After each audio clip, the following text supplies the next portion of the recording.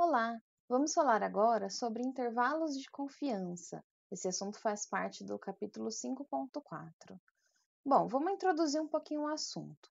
Ao fazer uma estimação pontual, ou seja, quando a gente estima um parâmetro através de um único valor numérico, a principal restrição é que toda a informação presente nos dados é resumida através desse número, ou seja, a gente só traz informação para aquele nosso parâmetro desconhecido através de um único número, né?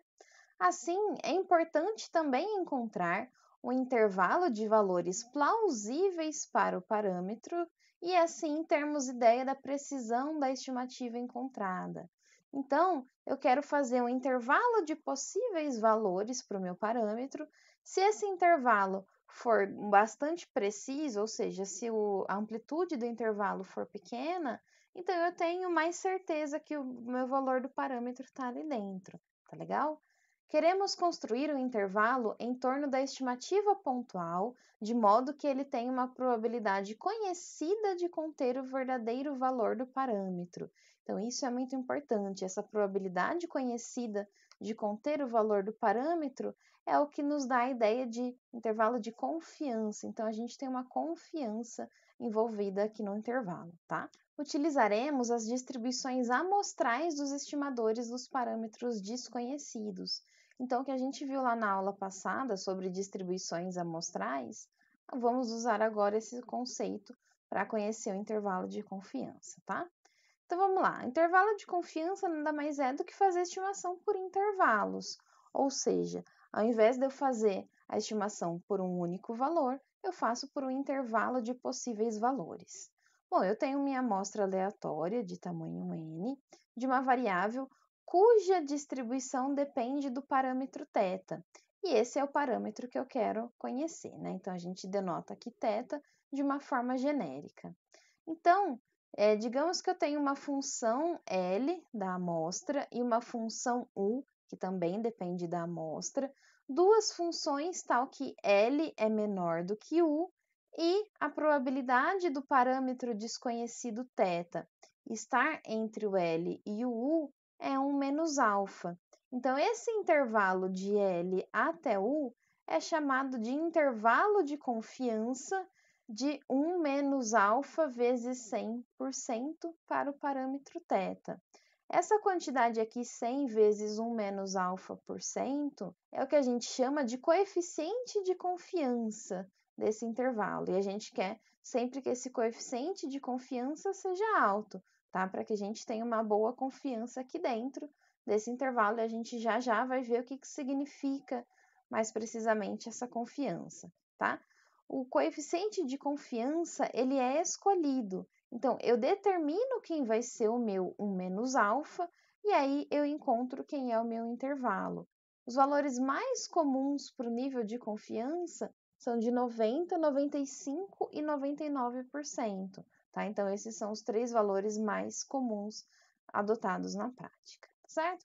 Então, o intervalo de confiança nada mais é do que eu utilizar duas funções baseadas na amostra e de tal forma que esse intervalo aqui, que me dê uma probabilidade do verdadeiro valor do parâmetro ser igual a 1 menos alfa, então esses dois valores são o meu intervalo de confiança e esse 1 menos alfa é o nível de confiança, o coeficiente de confiança desse intervalo, tá? Qual que é o procedimento para fazer o intervalo de confiança? O procedimento geral, baseado na quantidade pivotal ou pivô, é o seguinte: primeiro eu preciso obter uma estatística que depende de θ, então, ou seja, eu quero uma estatística, então ela depende da minha amostra, mas também depende de θ, porém, a sua distribuição não depende. Então, eu tenho que encontrar alguma função que dependa da amostra, depende do parâmetro, mas nos parâmetros da distribuição dessa minha estatística aqui, ela não depende do θ, tá? Depende de alguma outra constante ou de valores da própria amostra. Então, usando essa estatística aqui V, a gente vai encontrar constantes A e B de tal forma que a probabilidade dessa minha estatística, que depende da amostra e do parâmetro, estar entre esses dois valores A e B é de pelo menos 1 menos alfa. Por que eu coloco aqui esse 1 menos alfa? Como eu estou dizendo aqui, ó, a desigualdade 2 é útil principalmente no caso de distribuições discretas, onde nem sempre é possível satisfazer a igualdade. Queremos que o intervalo seja o menor possível, então a ideia é colocar a probabilidade do V estar dentro desse intervalo, ela seja igual a esse coeficiente de confiança. Ou seja, quando eu quero encontrar a probabilidade dessa minha estatística estar dentro desse parâmetro, eu quero que essa probabilidade seja igual a 1 menos alfa. Mas a gente coloca aqui maior ou igual a 1 menos alfa, porque se, por exemplo, a minha distribuição é discreta, eu não consigo obter uma probabilidade exatamente igual à quantidade fixada a 1 menos alfa, então eu tenho que obter pelo menos essa probabilidade, tá? Então, por isso está aqui nessa minha observação, por isso que tem esse maior aqui, não simplesmente o igual, tá? Então, eu vou definir essa estatística. Essa estatística, que depende tanto da amostra quanto do parâmetro, é o que eu chamo de quantidade pivotal ou pivô, tá legal? Então, eu defino quem é essa minha estatística, que depende do parâmetro, mas a sua distribuição não depende. Encontro quem são as constantes A e B, de tal forma que essa probabilidade aqui seja definida. E aí eu vou então definir o θ pertencente a esse intervalo de A até B, como sendo o meu intervalo ou região de confiança de 100 vezes 1 menos alfa por cento para esse meu parâmetro θ. Então, a ideia é essa, procurar uma estatística que dependa de x e θ, mas que a sua distribuição não dependa, tá? Em geral, essas distribuições aqui se baseiam muitas vezes no próprio estimador para aquele parâmetro, tá? Esse intervalo que a gente está querendo encontrar não pode ser interpretado como intervalo de probabilidade para o parâmetro θ, já que a aleatoriedade presente é devida à amostra.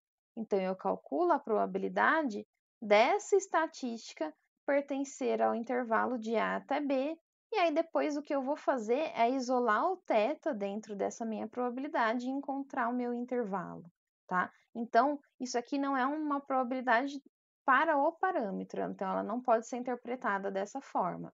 Ou seja, o procedimento leva à construção de intervalo probabilístico para V e não para θ. Na prática, como que a gente interpreta esse intervalo? A gente não consegue interpretar em termos de probabilidade, mas a gente interpreta de uma maneira frequentista.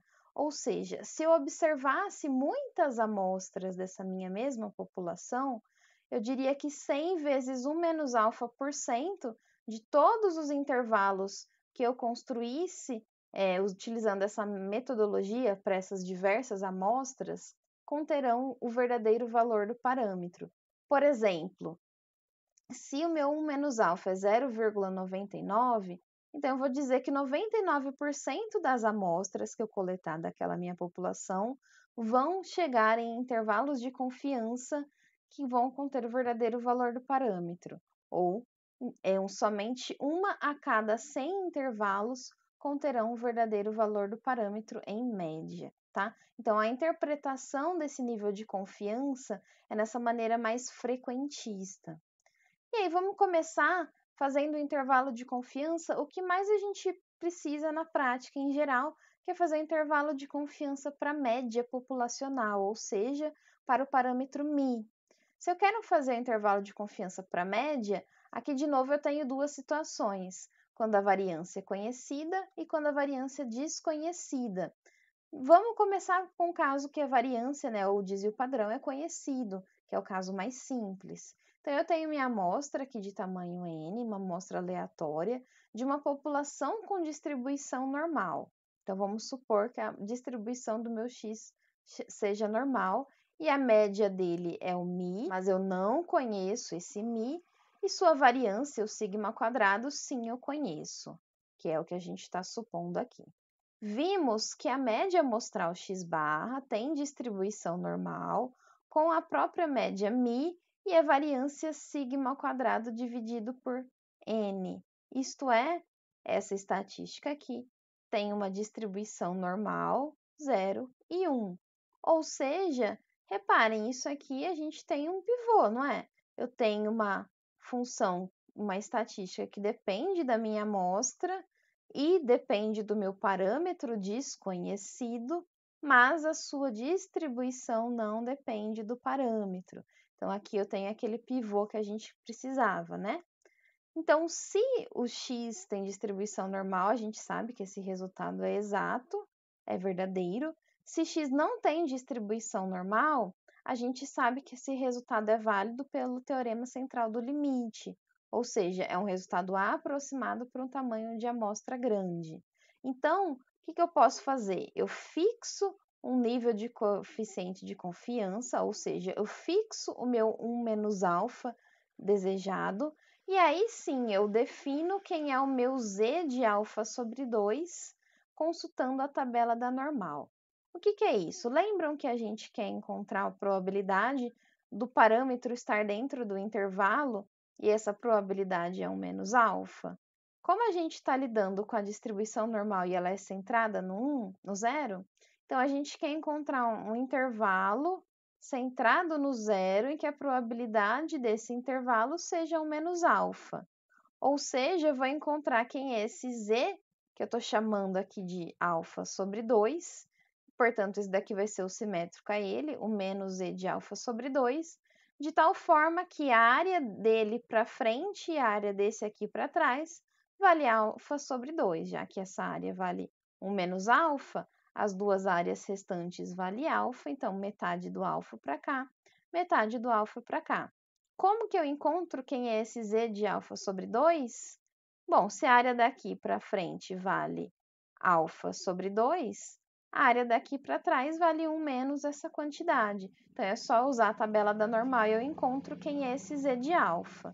Então, a gente vai fazer o quê? A gente vai calcular, como a gente sabe quem é esse z de alfa sobre 2 aqui, o que a gente vai fazer? A distribuição z, que é daquela estatística, a gente vai colocar ela aqui. Quem que é desconhecido? Bom, isso daqui eu conheço, isso daqui eu conheço porque eu defini quem é o meu 1 menos alfa. Tamanho da amostra eu conheço, o x barra eu consigo calcular, o sigma eu conheço. O que eu não conheço? O mi. Então, eu vou isolar o mi dentro dessa probabilidade para obter o meu intervalo de confiança. É assim que a gente faz o intervalo através dessa quantidade pivotal. Então, isolando o mi aqui, eu chego nesse intervalo aqui.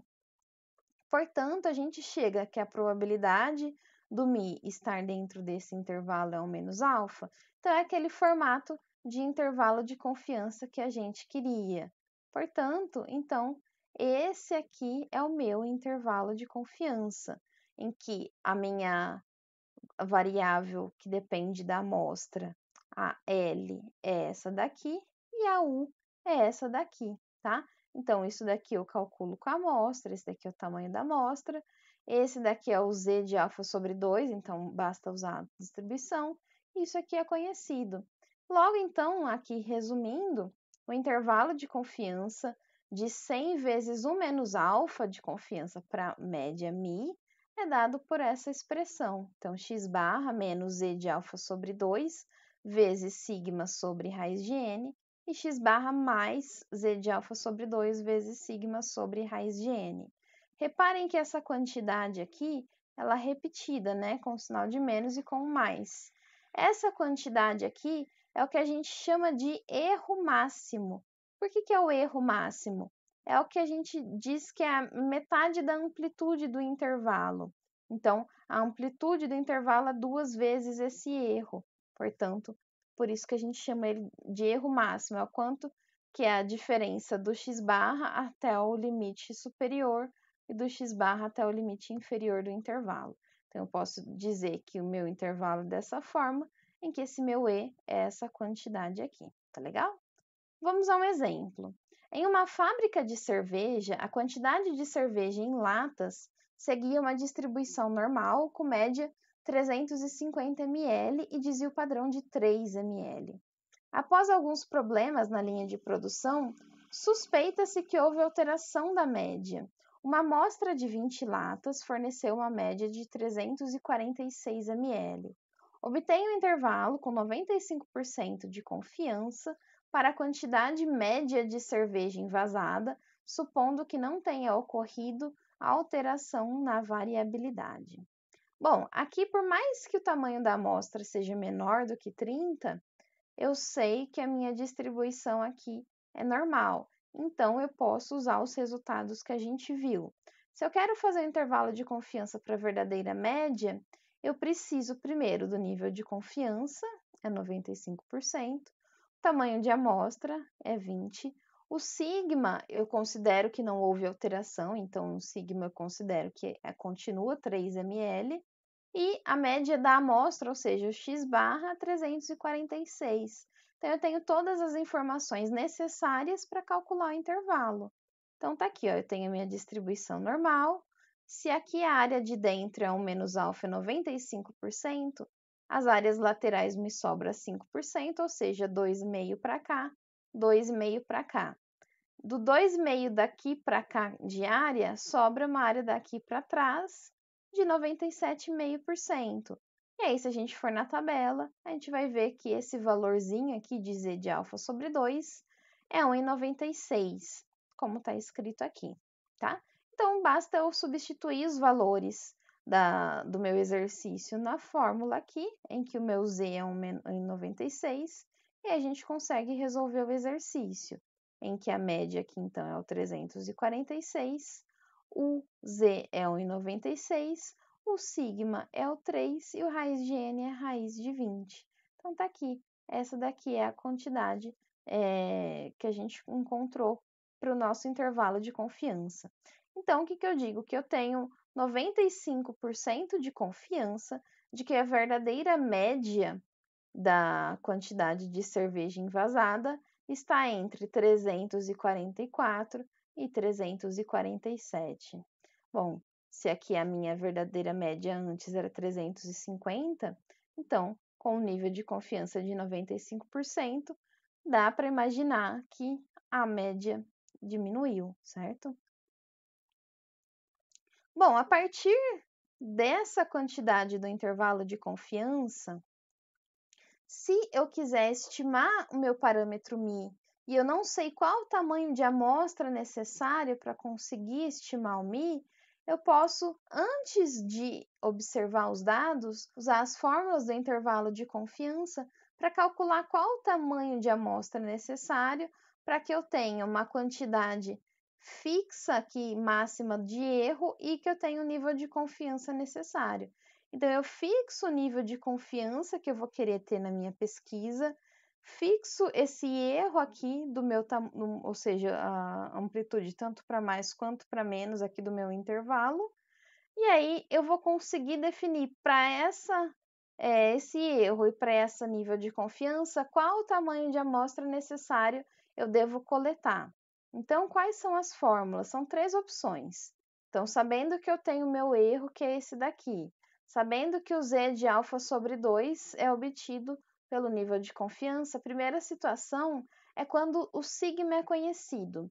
Se o sigma é conhecido, basta eu ver aqui nessa fórmula que se o erro é igual a essa quantidade, então basta eu isolar o n e eu vou chegar no formato da fórmula a desejada, que é essa daqui. Então, n é igual a z de alfa sobre 2 ao quadrado, vezes sigma ao quadrado, dividido por erro ao quadrado. E aí, eu vou calcular o tamanho de amostra necessário para ter o meu erro fixo e a minha quantidade, meu nível de confiança fixado também, tá? E se o sigma for desconhecido, o que eu posso fazer? Aí eu tenho duas opções. Ou eu posso obter uma amostra piloto com tamanho de amostra pequeno, e aí com essa amostra eu obtenho a minha variância amostral com essa amostra piloto.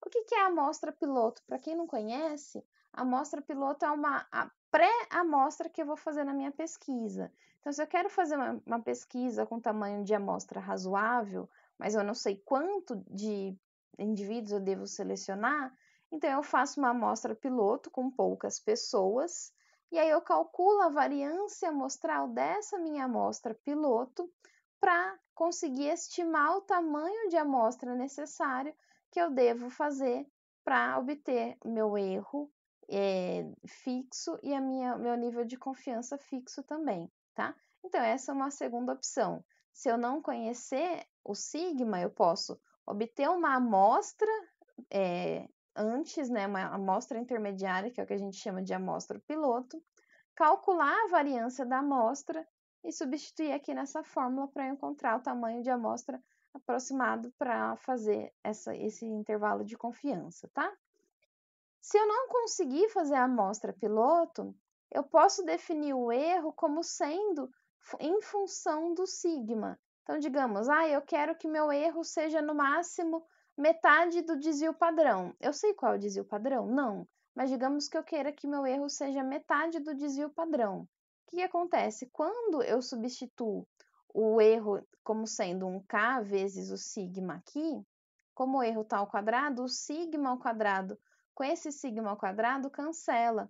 Então, vai ficar aparecendo só o k ao quadrado, como está aqui embaixo, tá? Então, essas três são as três maneiras de fazer o cálculo do tamanho de amostra necessário para fazer esse intervalo de confiança. Então, se sigma é conhecido, se sigma é desconhecido, mas eu vou fazer uma amostra piloto, ou se eu vou definir o erro como sendo em função do meu sigma, tá legal?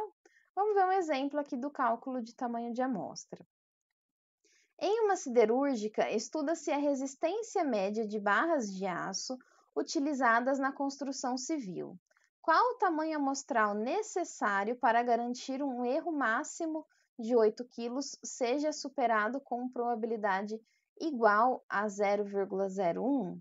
O desvio padrão da resistência para esse tipo de barra é de 25 kg. O que eu estou dizendo aqui? Eu preciso saber qual é o tamanho de amostra, quem é meu N. Aqui eu estou supondo que eu conheço meu sigma, o sigma é 25.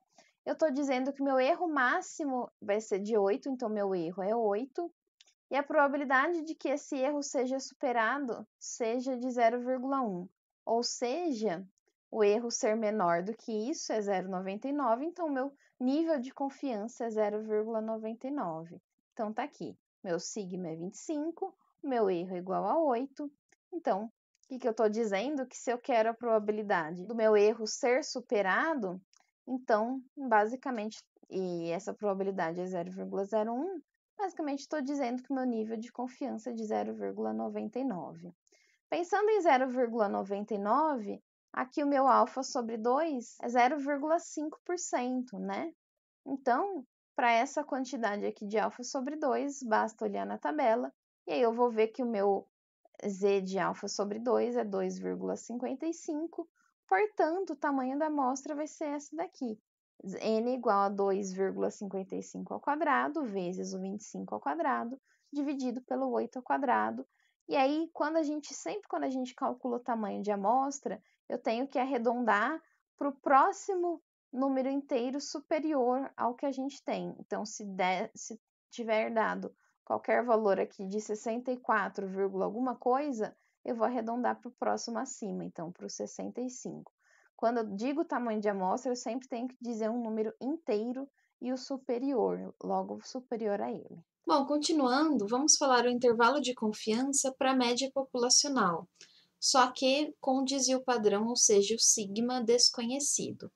Que situação nós estamos? Em que eu quero estimar o parâmetro μ, que é a média populacional, através de um intervalo de confiança, mas eu não conheço o desvio padrão da minha população. Existem duas maneiras de fazer esse intervalo de confiança. A primeira é quando x, que é a variável de interesse, tem distribuição normal, e a segunda quando ela não tem distribuição normal, mas o tamanho da amostra é suficientemente grande. Bom, vamos falar da primeira situação. Primeira situação em que nós temos a variável de interesse com distribuição normal, o que acontece? Nós já vimos que essa estatística aqui chamada T, que é a raiz quadrada do tamanho da amostra, vezes x barra menos μ dividido pelo S, que é o desvio padrão da amostra, que essa estatística aqui ela tem distribuição T de student, com n menos 1 graus de liberdade. O que significa isso? A gente tem uma estatística que depende de dados da amostra e do parâmetro desconhecido, e essa estatística tem uma distribuição que não depende do parâmetro. Portanto, isso daqui é o nosso pivô. A partir desse pivô, basta a gente fazer o mesmo raciocínio anterior para conseguir chegar no intervalo de confiança. Então, se nós quisermos um intervalo com 100 vezes 1 menos alfa por cento de confiança para a média, quando x tem distribuição normal e sigma é desconhecido, esse intervalo de confiança a gente vai chegar que ele é no mesmo formato x barra menos um erro e x barra mais um erro, porém agora esse erro já não é mais e de alfa sobre 2, e sim t de alfa sobre 2 com n menos 1 graus de liberdade. Então, ao invés de a gente encontrar essa quantidade aqui na tabela da distribuição normal padrão, agora nós vamos encontrar na tabela da distribuição t. E aqui vezes S sobre raiz de N, que muda também. Antes nós tínhamos o desvio padrão conhecido, então aqui era sigma. Agora, como nós não conhecemos o sigma, a gente faz S, que é o desvio padrão da nossa amostra, tá certo? Então, esse daqui é o intervalo de confiança para a média com sigma desconhecido e x tendo distribuição normal. Porém, nos casos em que eu não tenho distribuição normal, ainda assim eu consigo calcular o intervalo de confiança quando o tamanho da amostra é suficientemente grande, através do teorema central do limite, né? E aí, quando n é suficientemente grande, nós voltamos a ter uma distribuição normal padrão. Então, agora a gente volta a ficar com x barra menos um erro e x barra mais o erro, para o meu intervalo de confiança de 100 vezes 1 menos alfa por cento de confiança, em que o meu erro, esse meu ezinho aqui, é nada mais nada menos do que o z de alfa sobre 2 vezes s sobre raiz de n.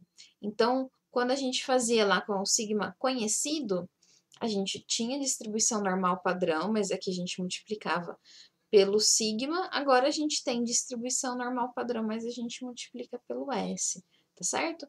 E esse resultado aqui é garantido através do teorema central do limite, tudo bem? Então, quando eu não conheço o desvio padrão, eu tenho que verificar ou o x tem distribuição normal, ou o tamanho da amostra é suficientemente grande para que eu consiga calcular esse intervalo de confiança, tudo bem? Vamos ver um exemplo.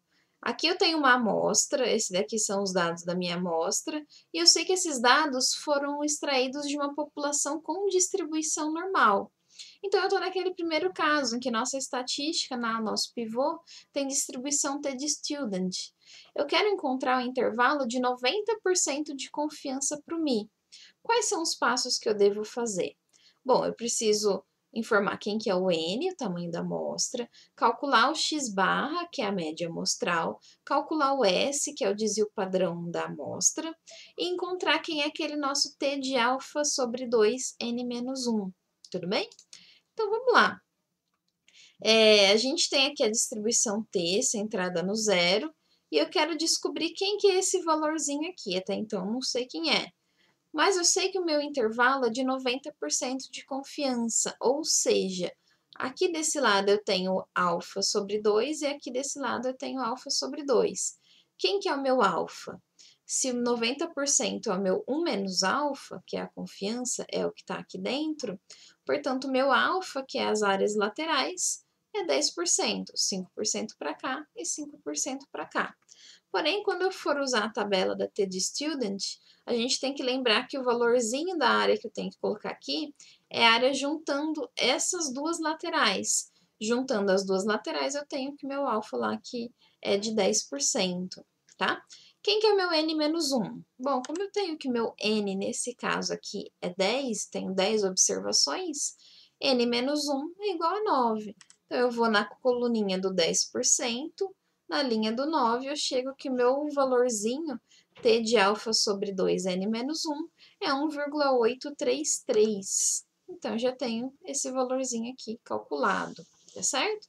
Agora, basta eu calcular a média amostral, o desvio padrão amostral também, e eu vou obter esses dois valores. Aí é só substituir na nossa fórmula. Então, x barra mais e menos esse valorzinho da tabela T, e aqui o S, que é 2,003, e o meu raiz de n, que é raiz de 10. Já a minha média amostral x barra é 8,7.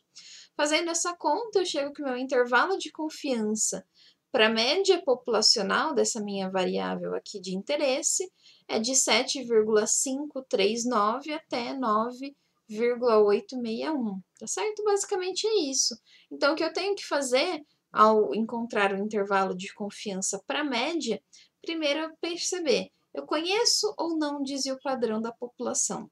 Nesse caso, eu não tenho nenhuma informação sobre o desvio padrão da população. Por isso que eu fui para aquela segunda situação. Né? Na segunda situação em que eu não conheço o desvio padrão da população, eu tenho dois casos: população normal ou tamanho de amostra suficientemente grande. Bom, população normal. Então, eu utilizo a distribuição T, tá certo? Então, a gente tem que seguir esses passos. Conheço ou não o desvio padrão da população? Os dados têm ou não distribuição normal? E aí eu vou conseguir utilizar a fórmula correta. Tudo bem? Bom, então é isso para a aula de hoje. Nós vimos o que é um intervalo de confiança, qual o procedimento que se utiliza para construir um intervalo de confiança, e nós vimos como construir o intervalo de confiança para a média, quando a variância é conhecida ou não da população, tá certo? Próxima aula nós vamos ver o intervalo de confiança para a proporção, tudo bem? Até lá então. Tchau, tchau.